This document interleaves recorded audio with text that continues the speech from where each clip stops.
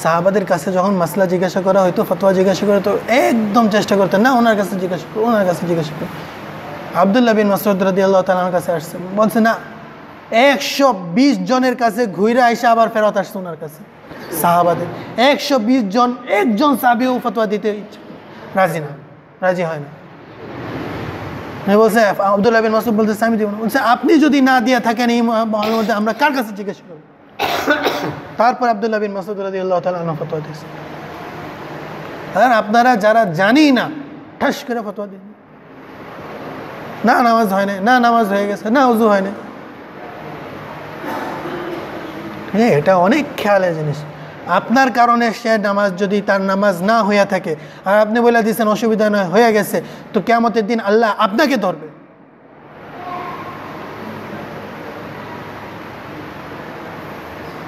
এটা অনেক সাবধানতার জিনিস। যেটা যার কাজ সেটা তার কাছেই সেটা সুন্দর দেখায়। তো এখন গেছে হয়েছে আলেমের কাছে, গিয়া জিজ্ঞাসা করছে যে আমার 100টা হত্যা হয়েছে, এখন আমার কোনো তওবার কোনো সূরত আছে কিনা? অবশ্যই, কোনো অসুবিধা নেই, তুমি তওবা করো, কিন্তু তওবার কিছু শর্ত হয়েছে। 1 নম্বর নাদামাত, অনুশোচনা থাকতে হবে। আমি যে আগে করছি অনুশোচনা, এই অনুশোচনা তোমাকে এখানে নিয়ে আসছে, নাদামাত আছে দেখেই তুমি আমার কাছে আসছো, আফসোস হইতেছে, পেরেশানি হইতেছে, এই জন্য এখানে আসছো। সাথে আইন্দা নেক্সট টাইম কখনো না করার, এই কাজকে না করার দৃঢ় সংকল্প করা, সিদ্ধান্ত নেওয়া, আমি এই কাজ আর কখনো করব না, পাক্কা এরাদা করতে হবে। এরপরে আরেক নম্বর হচ্ছে যেটা হয়ে গেছে সেটার জন্য আল্লাহর কাছে মাফ চাইতে হবে, 3 নম্বর। 4 নম্বর হয়েছে তোমাকে এই জায়গা ছাড়তে হবে, তোমাকে পরিবেশ চেঞ্জ করতে হবে। এই পরিবেশের মধ্যে থাকলে তুমি আবার পুনরায় গুনাহ চলে আসতে পারো, এই জন্য এইখানে থাকতে পারবা না, তুমি এইখানে এই এলাকার ছায়রা তোমাকে আরেক জায়গায় যাইতে হবে। এই এলাকা ছায়রা ওই এলাকায় যাইতে হবে যে এলাকার মধ্যে ভালো লোক থাকে, যে এলাকার মধ্যে লোকজন সবাই নেককার, পরহেজগার, মুত্তাকি, পরহেজগার ওয়ারা, তাদের কাছে যেতে হবে। এখন সে ব্যক্তি দৃঢ় সংকল্প করছিল, আল্লাহর কাছে তওবা করছে, কান্নাকাটি করছে, তারপর সে গাট্টি বাট্টি উঠায়া, বিছনা টিছনা উঠায়া, চলো ভাই এই এলাকা, বাই বাই, বিসমিল্লাহ বললে রওনা শুরু হয়ে গেছে। রাস্তার মধ্যে আল্লাহর কুদরত, আল্লাহ তাআলা রাস্তার মধ্যে মোড় দিয়ে দিছে। এখন ফেরেশতা এসে পড়ছে জান্নাতেরও জাহান্নামেরও। জান্নাতের ফেরেশতারা এসে বলে যে ভাই জান্নাতি তওবা করে মারা গেছে। জাহান্নামের ফেরেশতারা এসে বলে যে না ভাই, তওবা পুরাপুরি হয় নাই, তওবা পুরাপুরি হইতে হইলে যখন ওই মহল্লায় পৌঁছতে হইলে 100টা হত্যা করছে, জাহান্নামে নিয়ে যাবে। 2 দল ফেরেশতার মধ্যে ঝগড়া, এই বলে আমি জান্নাতে নিয়ে যাবো, আরেক বলে আমি জাহান্নামে নিয়ে যাবো। তখন আল্লাহ তাআলা 3য় দল ফেরেশতা সালেস পাঠাইছে। আল্লাহ চাইলে এগুলি করার কোনো দরকার ছিল না, কোনো দরকার ছিল না। এগুলি কিসের জন্য? আমাদেরকে যাতে এটার আহমিয়ত বুঝাইতে পারে, এটার গুরুত্বটা আমাদেরকে যাতে বুঝাইতে পারে, যে কতটুকু গুরুত্ব আল্লাহর রাস্তায় বের হওয়া, তওবা করার। তো 3য় দল ফেরেশতা আসছে, তারা ফয়সালা করছে এখন মাপো, জায়গা মাপো। খারাপ দলের লোকদের কাছে থাকলে খারাপ জাহান্নামের ফেরেশতা নেওয়া যাবে, নেক দলের লোকদের কাছে থাকলে জান্নাতের ফেরেশতারা নেওয়া যাবে। আসলে তো সে মাত্র বাইর হয়েছিল, কাছে ছিল খারাপ দলের, কিন্তু আল্লাহ তাআলার অসীম রহমত, আল্লাহ তাআলার অসীম রহমত, এত মেহেরবান আল্লাহ। আল্লাহ তাআলা বলতেছে যে না ভাই, আল্লাহ তাআলা বলে দিছে, জমিনকে বলছে যেটা খারাপ দলের লোকদের কাছে ছিল, সেই যে জায়গাকে বলছে তুমি কুশাদা হয়ে যাও, ইত্তাসিআই, বড় হয়ে যাও। ওই জায়গার লোক জমিনকে বলছে, আল্লাহ তাআলা হুকুম দিয়েছে তুমি সংকুচিত হয়ে যাও, ছোট হয়ে যাও। এখন ফেরেশতারা মাপতেছে, এটা বড় হয়ে গেছে, ওইটা ছোট হয়ে গেছে, আর জান্নাতের ফেরেশতারা ওনাকে জান্নাতে নিয়ে গেছে। তো আল্লাহ তাআলা যে কত মেহেরবান সেটাও আল্লাহ দেখাইতে চায়। যে আমি এত বড় মেহেরবান, আমি কিভাবে মাফ করতে চাই। 100টা হত্যা করছে, তাকেও জান্নাতের ফেরেশতাদেরকে হাতে হাওয়ালা করে দিয়েছে, যাও জান্নাতে নিয়ে যাও তাকে, কিন্তু সঠিক ব্যক্তির হাতে উঠতে হবে। তো এই জন্য পরিবেশ চেঞ্জ করা দরকার। আমি যদি বাসায় বসে বসে আমি যদি চিন্তা করি যে না আমি এই কাজ করে ফেলবো, শিখে ফেলবো, বাসায় হবে না। আমাকে মসজিদের পরিবেশ, ভালো পরিবেশ ওই জামানায় ভালো পরিবেশ ছিল, এই জামানার মধ্যে মসজিদ ছাড়া আর কোনো পরিবেশ আমরা ভালো দেখি না। এই জন্য মসজিদের মধ্যে আসে মসজিদের আদব রেয়ায়ত রাখতে হয়ে আমাদেরকে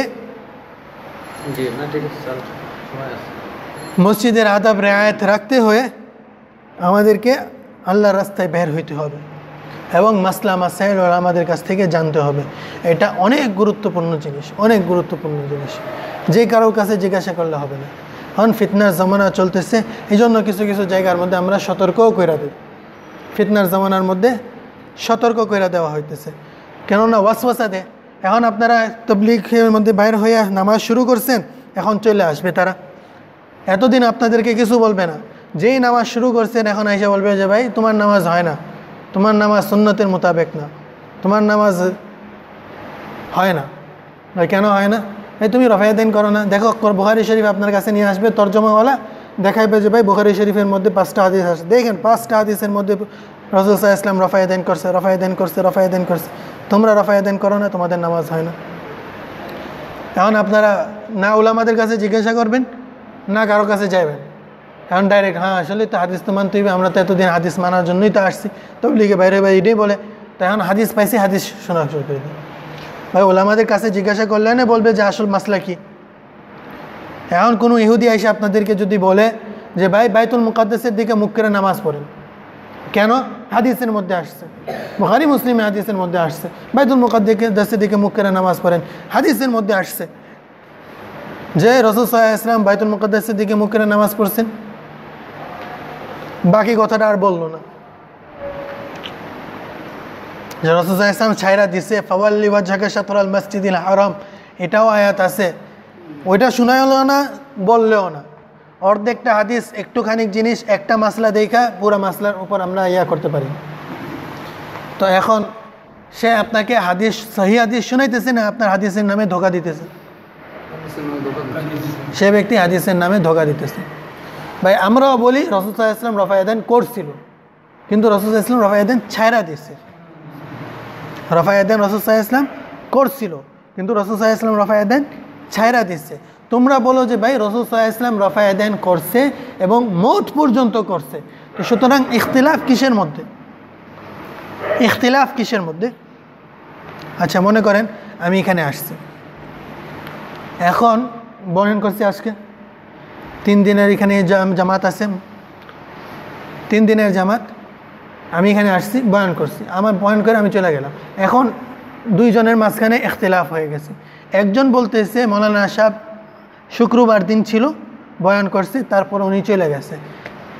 দ্বিতীয় জন বলতেছে না ভাই 3 দিনের জামাত এখানে 3 দিনের, তো মৌলানা সাহেব 3 দিন পরে গেছে, 3 দিন লাগায় গেছে। এখন বলেন ইখতিলাফ মতভেদ কিসের মধ্যে? আমার আসার মধ্যে না আমার যাওয়ার মধ্যে? যাওয়ার মধ্যে ইখতিলাফ না। এখন তাকে যে জিজ্ঞাসা করতেছে ভাই মৌলানা সাহেব যে আপনি বলতেছেন 3 দিন লাগায় গেছে, তো 3 দিনে যে লাগায় গেছে তোমার কাছে দলিল কোথায়? ওই যে দেখো না শুক্রবার দিন বয়ান করছিল মাগরিবের পরে, এই যে দেখো শুক্রবার দিন বয়ান করছিল। তো ওনার দ্বিতীয়জন বলতেছে ভাই আমি তো এটাও মানি শুক্রবার দিন বয়ান করছিল মাগরিবের পরে, আমি তো এটা মানি। তুমি দলিল দিবা ওইটা যে মৌলানা সাহেব রবিবার দিন গেছে, রবিবার দিনের কোনো বয়ান দেখাও।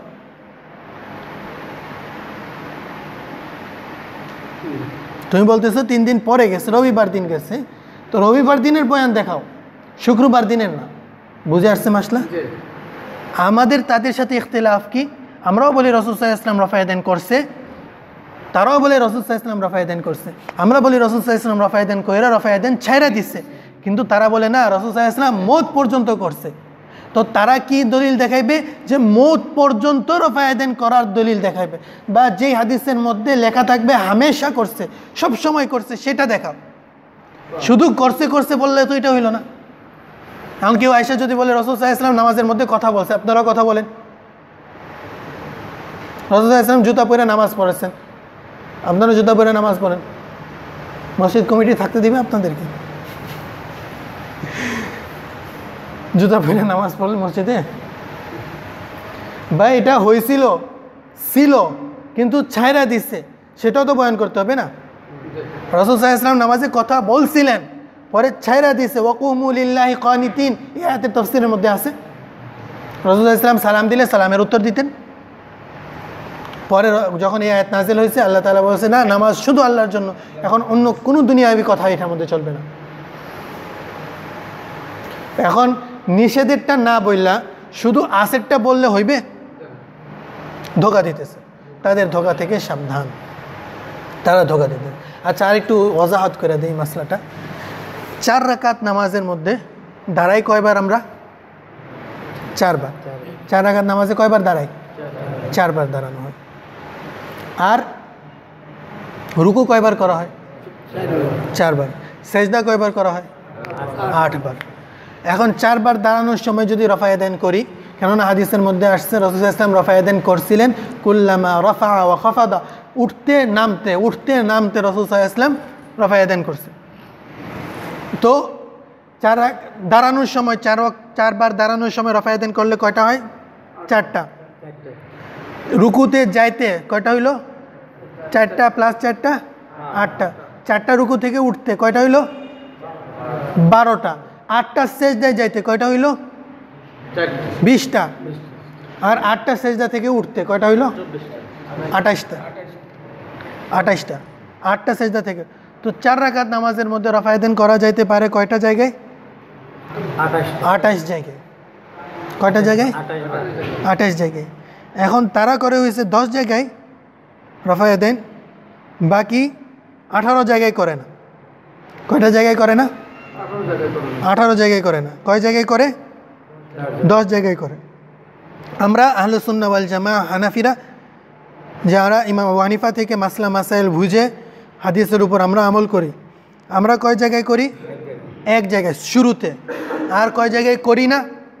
27 জায়গায়। ঠিক আছে? এখন দলিল এইরকম হইতে হইবে 1 জায়গায় করার, 27 জায়গায় না করার। আমাদের কাছে, তাদের কাছে দলিল এরকম হইতে হইবে 10 জায়গায় করার, 18 জায়গায় না করা। আচ্ছা, মনে করেন, আমি একটু উদাহরণ দিই, বুঝবেন। এখন মনে করেন ইহুদিরা, তারা বলে মুসা আলাইহিস সালাম খুদা, আল্লাহ খুদা, মুসা আলাইহিস সালামও আল্লাহর খুদা, এবং উজাইর আলাইহিস সালামও খুদা। আল্লাহকেও মানো আর উজাইর আলাইহিস সালাতু ওয়াস সালামকেও মানো। ওয়াকালাতিল ইহুদু উজাইরুন ইবনুল্লাহ, উজাইর আল্লাহর ছেলে, সেও খুদা, তাকেও মানো, অন্য কাউকে মানবা না। তারা দলিল দিবে যেটার মধ্যে আল্লাহকেও মানতে হবে, উজাইরকেও মানতে হবে, অন্য কাউকে মানতে হবে না, এটা দলিল দিবে। ইহুদি ইসাইরা বলে, নাসারা খ্রিস্টানরা বলে আল্লাহ ইন্নাল্লাহ সালিসু সালাসা, 3-এর 1। আল্লাহও আছে, ঈসা আলাইহিস সালামও আছে, মারিয়াম আলাইহিস সালামও আছে। 3 জনকে মানতে হবে, 3 জন খোদা, অন্য কাউকে মানা যাবে না। তারা ওই দলিল দিবে, ঠিক আছে, যেটার মধ্যে 3 জনের ইসবাত, বাকি সবার নাফি। আমরা বলি শুধু আল্লাহ, আর কেউ নাই। আমরা বলি শুধু আল্লাহ, আর কেউ নাই। আরেক দল আছে যাদেরকে মুলহিদ বলে, যারা বলে আল্লাহ নাই, কিচ্ছুই নেই, না মুসা আছে, না ঈসা আছে, না উজাইর আছে, না মারিয়াম আছে, না আল্লাহ আছে, কেউই নাই, দাঁড়িয়া, ঠিক আছে, কিচ্ছুই নাই। আমরা বলি না, কিচ্ছু নাই, এটা ভুল। যারা বলে 3টা আছে সেটাও ভুল, যারা বলে 2টা আছে সেটাও ভুল। শুধু আল্লাহ আছে, বাকি আর কেউ নাই। লা ইলাহা ইল্লাল্লাহ, লা ইলাহা ইল্লাল্লাহ, শুধু আল্লাহ, আর কোনো ইলাহ নাই। এখন কালমা পুরা হয়েছে, ঠিক না? শুধু আল্লাহ আছে, আর কেউ নাই। এখন কেউ যদি বলে আল্লাহ আছে, আল্লাহ আছে মানে কি মূর্তিও আছে সাথে, আর কেউ নাই যে সেটা যদি না বলে, তাহলে হবে? হবে না। আর কেউ যদি বলে যে না, কোনো ইলাহি নাই, লা ইলাহা, কোনো ইলাহি নাই, তাহলেও হবে? তাহলেও হবে না, তা নাস্তিক হয়ে গেল। তো এখন কথা কিভাবে পজিটিভ নেগেটিভ দুইটা মিলে পুরা হবে? আল্লাহ আছে আর কেউ নাই, আছে এবং নাই দুটোটা মিলে কথা পুরা হবে কি হবে? ঠিক আছে। এখন মনে করেন আপনাকে কেউ যদি বলে স্কুলে আপনি জব নিছেন, এখন বলতেছে আপনি প্রত্যেক দিন সকালবেলায় 8টার সময় আসবেন আর 2টার সময় আপনি যাবেন, ঠিক আছে, এখন তো কথা পরিপূর্ণ। আর কেউ যদি বলে না আপনি শুধু 8টায় আসবেন, যাবো কোথায়? এটা আমার কাছে জিজ্ঞাসা করতে পারবো না, ভাই যাইমু কোথায় কখন? আপনি 8টায় আসবেন। যামু কখন? না আপনি 8টায় আসবেন, যাওয়ার কথা বলে না। তো কথা পরিপূর্ণ হয়েছে? ওই জায়গায় জব করতে পারবেন? আচ্ছা জি। এখন দেখেন তাদেরকে জিজ্ঞাসা করেন, আমার কাছে যদি জিজ্ঞাসা করা হয় আমরা এক জায়গায় করি 27 জায়গায় করি না, হাদিস আমরা ওইটা দেখাইমু যেটার মধ্যে এক জায়গায় করার আছে আর 27 জায়গায় না করার, ঠিক আছে, এক জায়গায় করার আর 27 জায়গায় না করার। তো তারা ওই হাদিস দেখাবে যেটার মধ্যে 10 জায়গায় করার আর 18 জায়গায় না করার। তারা 10 জায়গায় করে, প্রথম রাকাতের শুরুতে, তৃতীয় রাকাতের শুরুতে 2টা, আর 4টা রুকুতে যাইতে, 4টা রুকুতে উঠতে, 8টা, 8 আর 2 10, এই 10 জায়গায় তারা করে, বাকি 18 জায়গায় করে না, ঠিক আছে। আর আমরা 27 জায়গায় করি না। আমরা হাদিস দেখাবো এক জায়গার সুবুত, এক জায়গায় করতে হবে, 27 জায়গায় না করার। তারা হাদিস দেখাবে 10 জায়গায় করতে হবে, 18 জায়গায় না করারও দেখাইতে হইব ওই সাথে। তাদেরকে এই হাদিস আপনি জিজ্ঞাসা করেন, কিয়ামত পর্যন্ত এটা বাইর করে দেখাইতে পারবে না, কিয়ামত পর্যন্ত পারবে না, যেখানে 18 জায়গার নিষেধ আছে, সাথে 10 জায়গার সুবুত আছে, 10 জায়গার আছে, 18 জায়গার নিষেধ না। তাইলে না পুরো পরিপূর্ণ হইল না কথা, না হলে পরিপূর্ণ হইবে কথা। 10 জায়গায় করা, 18 জায়গায় নিষেধের হাদিস তখন দেখাতে পারেন। আমাদের কাছে জিজ্ঞাসা করেন, হযরত আব্দুল্লাহ বিন মাসউদ রাদিয়াল্লাহু তাআলা আনহু বলেন যে আমি তোমাদেরকে রাসূল সাল্লাল্লাহু আলাইহি ওয়াসাল্লামের নামাজ পড়া দেখাবো। আব্দুল্লাহ বিন মাসউদ রাদিয়াল্লাহু তাআলা আনহু নামাজ পড়া দেখাইছেন, আর উনি প্রথমবার হাত উঠাইছেন আর কোথাও হাত উঠান নাই। সুনানে নাসাইতে জিল নম্বর 1 পৃষ্ঠা নম্বর 158। হযরত বারা বিন আজিব রাদিয়াল্লাহু তাআলা আনহু বলেন রাসূল সাল্লাল্লাহু আলাইহি ওয়াসাল্লাম যখন নামাজ শুরু করতেন তো প্রথমে হাত উঠাইতেন কোন পর্যন্ত? ইউহাজি মান কিবাইহি, ওনার হাতের নিচের অংশ কাঁধ পর্যন্ত উঠতো। আর লা ইয়াউদু বিরাফিহিমা হাত্তা ইউসাল্লিমা মিন সালাতিহি, মুসনাদে আবি হানিফা আবি নাঈম রহমতুল্লাহি তাআলা আলাইহি থেকে এবং সুনানে আবি দাউদের মধ্যে এই হাদিস আসছে। কি বলতেছেন? হযরত বারা বিন আজিব রাসূল সাল্লাল্লাহু আলাইহি ওয়াসাল্লাম যখন নামাজ শুরু করতেন তো এইভাবে হাত উঠাইতেন, আর এই রকম সালাম ফেরানো পর্যন্ত আর উঠাইতেন না। তো এক জায়গার সুবুত হইল, 27 জায়গার নিষেধ হইল কি হইল না? বাকি না হওয়া মানে কি? 27 জায়গায় নিষেধ, বাকি আর কোনো জায়গায় করি না, আমরা এক জায়গায় করি। তো প্রমাণ পাইলেন এরকম? আরো হাদিস শুনবেন জি। হযরত আব্দুল্লাহ বিন ওমর রাদিয়াল্লাহু তাআলা বলেন রাআইতু রাসূলুল্লাহ সাল্লাল্লাহু আলাইহি ওয়াসাল্লাম ইযা ইফতাতাহা আস-সালাতা রাফা'a ইয়াদাইহি হাযওয়া মানকিবাইহি ওয়া ইযা আরাদা আন ইয়ারকা ওয়া বা'দা মা ইয়ারফা' রা'সাহু মিন আর-রুকু'i ফালা ইয়ারফা'ু ওয়ালা বাইনা আস-সিজদাতাইনি। পরিষ্কারভাবে বলে দিতেছেন, মুসনাদে হুমাইদির মধ্যে, মুসনাদে আবি আওয়ানার মধ্যে আছেন যে হযরত আব্দুল্লাহ বিন ওমর রাদিয়াল্লাহু তাআলা আনহুমা বলেন আমি রাসূল সাল্লাল্লাহু আলাইহি ওয়াসাল্লামকে দেখছি, আব্দুল্লাহ বিন ওমর রাদিয়াল্লাহু তাআলা আনহুমা রাসূল সাল্লাল্লাহু আলাইহি ওয়াসাল্লামকে দেখছি যখন হাত উঠাইতেন তো নামাজের শুরুতে হাত উঠাইতেন, তারপর রুকুতে না যাইতে, না সালাম ফেরাইতে, না না সিজদায় যাইতে, না রুকুতে যাইতে। যখন রুকুতে যাইতে ইচ্ছা করতেন তো আর রুকু থেকে উঠার সময়, না সিজদাতে যাওয়ার সময় রাসূল সাল্লাল্লাহু আলাইহি ওয়াসাল্লাম এরকমভাবে আর হাত উঠাইতেন না। তো এরকম আহাদিস অনেকগুলি আছে।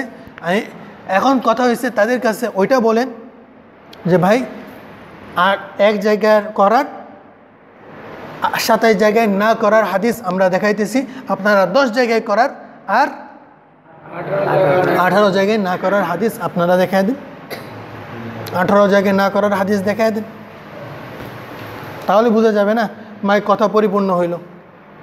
দ্বিতীয় সেজদার মধ্যে যাইতে, আচ্ছা দ্বিতীয় একটা মাসলা আরেকটু বুঝা নেই। ইত্তেফাকি মাসলা যদি আমরা বুঝা নিই তাহলে ইখতিলাফি মাসলা বোঝা সহজ। দেখেন 18 জায়গায় তারাও করে না, 18 জায়গায় আমরাও করি না, এক জায়গায় আমরাও করি, এক জায়গায় তারাও করে। তো ইখতিলাফ কয়টার মধ্যে? 9টার মধ্যে।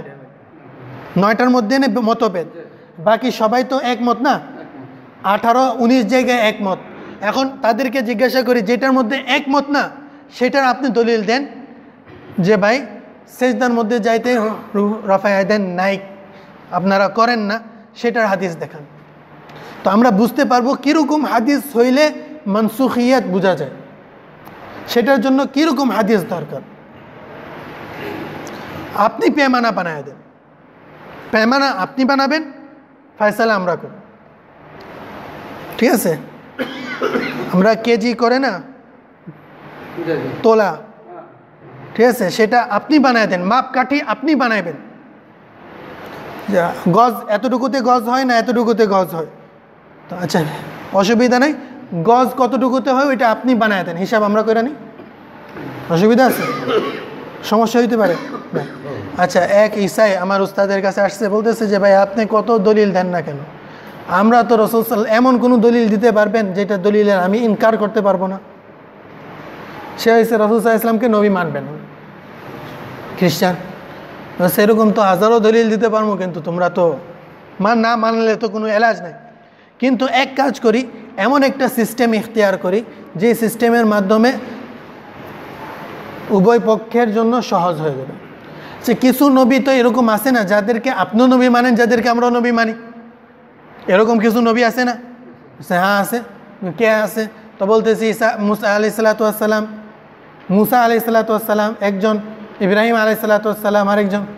বলছে আচ্ছা ঠিক আছে, ইব্রাহিম আলাইহিস সালাম আর মুসা আলাইহিস সালাতু ওয়াস সালাম, আপনিও নবী মানেন আমরাও নবী মানি।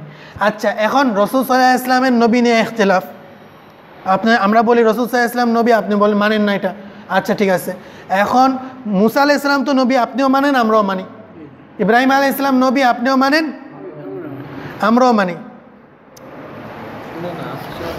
ইব্রাহিম আলাইহিস সালামকে নবী আপনিও মানেন আমরাও মানি। তো এখন আপনি বলেন, দলিল আপনি দেন, ইব্রাহিম আলাইহিস সালাতু ওয়াস সালাম যে নবী হওয়ার জন্য ইব্রাহিম আলাইহিস সালাতু ওয়াস সালামের নবীর জন্য দলিল আপনার কাছে কি আছে? মাপকাঠি আপনি বানায় দেন, মাপকাঠি আপনি বানায় দেন, ফয়সালা আমরা করি, হিসাব আমরা করে দিব। নবী হওয়ার জন্য এটা লাগে। ইব্রাহিম আলাইহিস সালামের মুজিজা আছে, যে কি মুজিজা?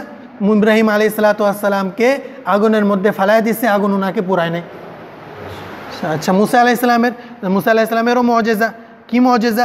মুসা আলাইহিস সালাতু ওয়াস সালাম সমুদ্রের মধ্যে লাঠি দিয়ে বাড়ি মারছে, সমুদ্র ফাইটা গেছে, রাস্তা হয়ে গেছে। আচ্ছা ঠিক আছে, বুঝতে পারলাম, এখন আমার দলিল শুনেন। এরকম মুজিজা হইলে নবী মানতে হয়।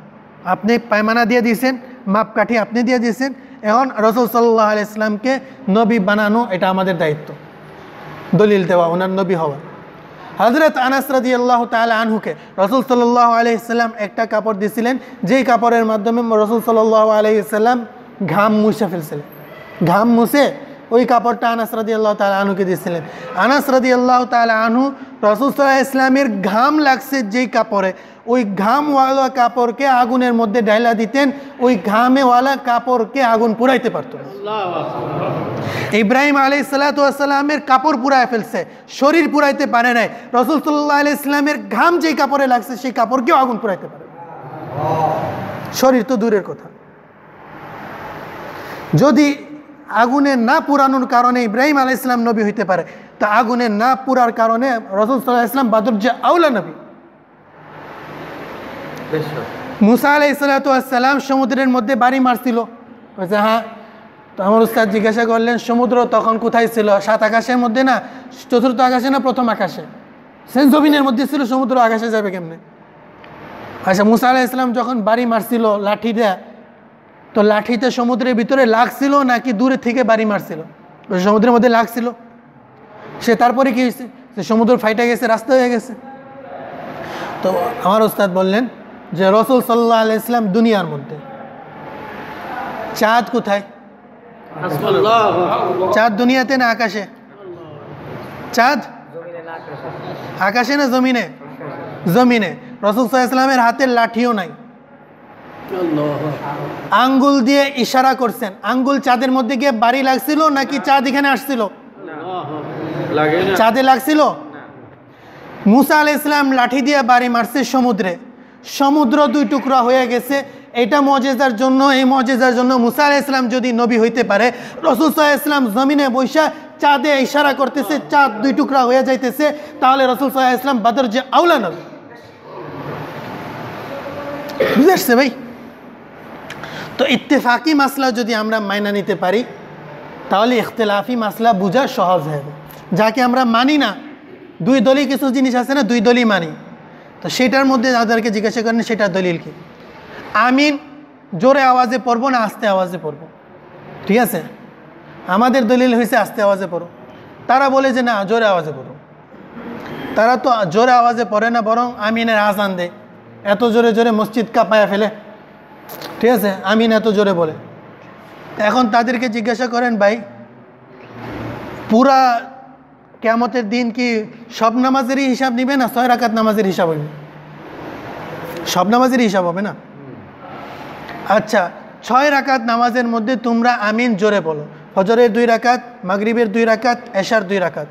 11 রাকাত নামাজের মধ্যে ফরজ নামাজ কয় রাকাত? 17 রাকাত। বাকি 11 রাকাত নামাজের মধ্যে তোমরা আমিন আস্তে বলো। এই যে 11 রাকাত নামাজের মধ্যে যে আমিন তোমরাও আস্তে বলো, আমরাও আস্তে বলি। এখন তোমরা বলো যে 11 রাকাত নামাজের আস্তে বলার দলিল কি? কেন 11 রাকাত নামাজে আস্তে বলতে হবে? নফল নামাজ 100 রাকাত পড়লেও সেটার মধ্যে আমিন আস্তে বলো।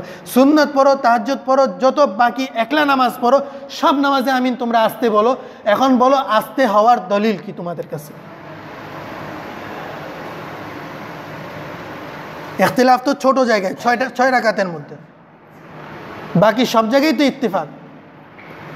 এখন আমার কাছে জিজ্ঞাসা করলে, এক মিনিট, আমার কাছে যদি জিজ্ঞাসা করেন তো আমি বলবো যে ভাই